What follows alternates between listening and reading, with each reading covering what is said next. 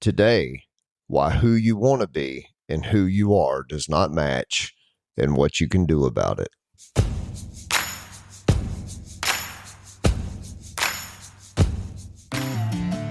Welcome to Sacred Grit, a podcast equipping men to conquer addiction and overcome inner struggles through physical, mental, and spiritual disciplines so you can become a man of honor and integrity.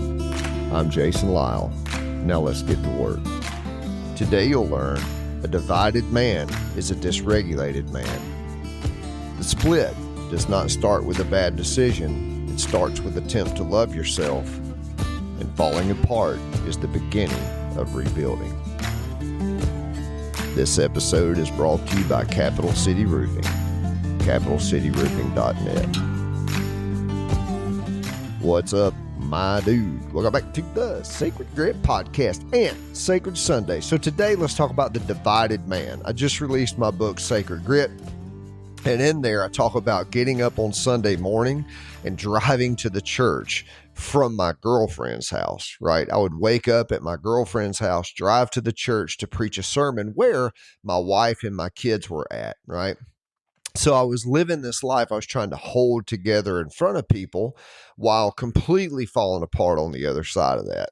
And if you've ever dealt with an addiction or depression or anger or anxiety or any of those things, you know exactly what I'm talking about. Now, you might not be waking up at your girlfriend's house to drive to church to preach a sermon, which is where I was, but I bet you understand hiding something from everybody, right? Or going to a place at night when nobody's watching so you can get your phone out and do things that you don't want anybody to know that you're doing, or hiding your drugs throughout the house so that nobody can see what it is that you're doing. Now, here, the thing about that is, and because I want you to understand this, is that is not you being a terrible person. That is you being a dysregulated person.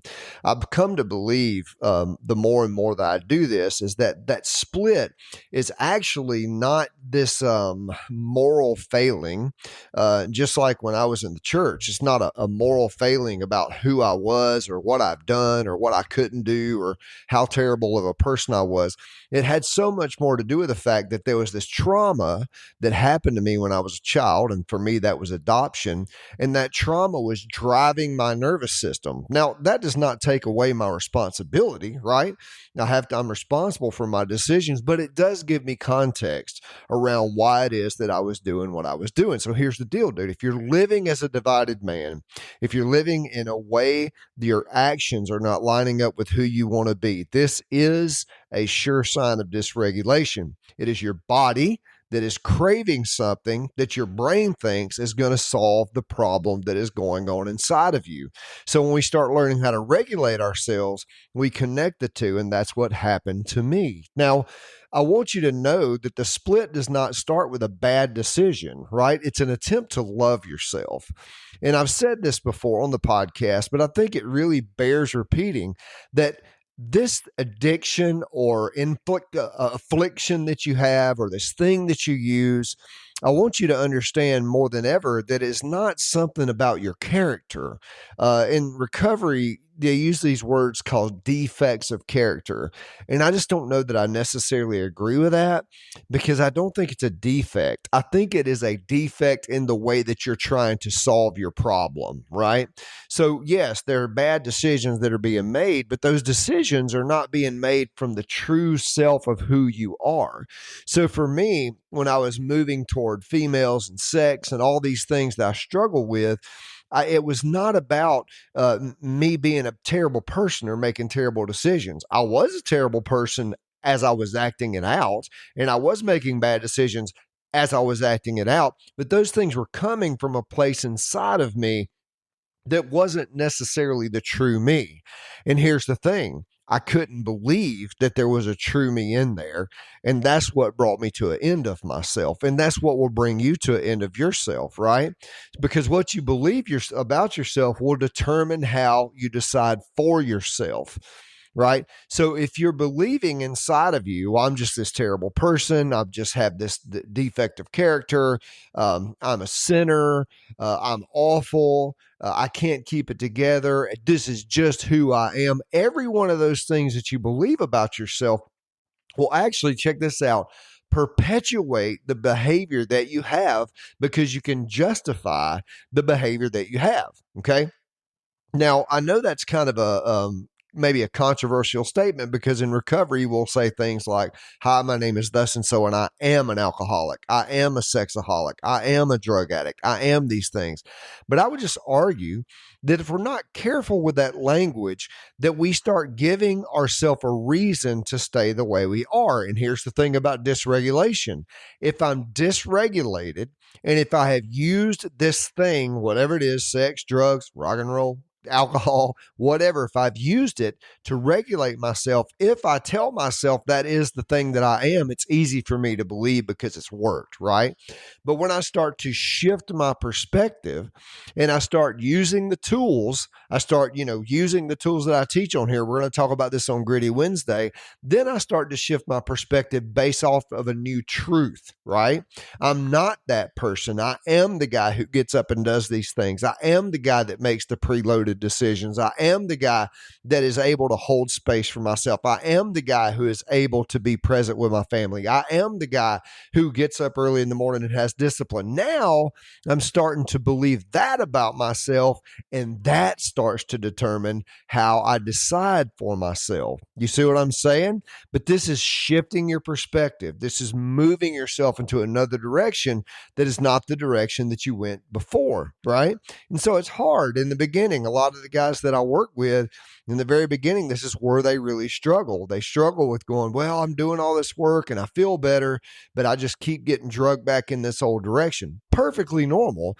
It's called rewiring neural pathways, right? And it's that thing. If you keep doing what you always did, you keep getting what you always got. But doing what we always did, the broad path, as Jesus would say, is the easy way.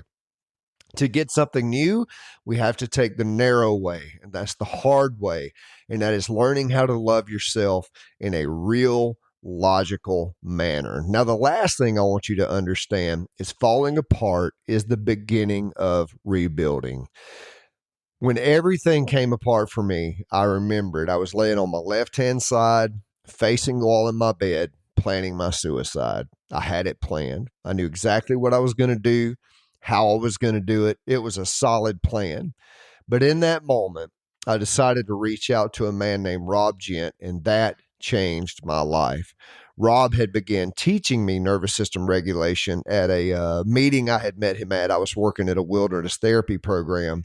And as a group of people, a group of guides, he had started to teach us about that.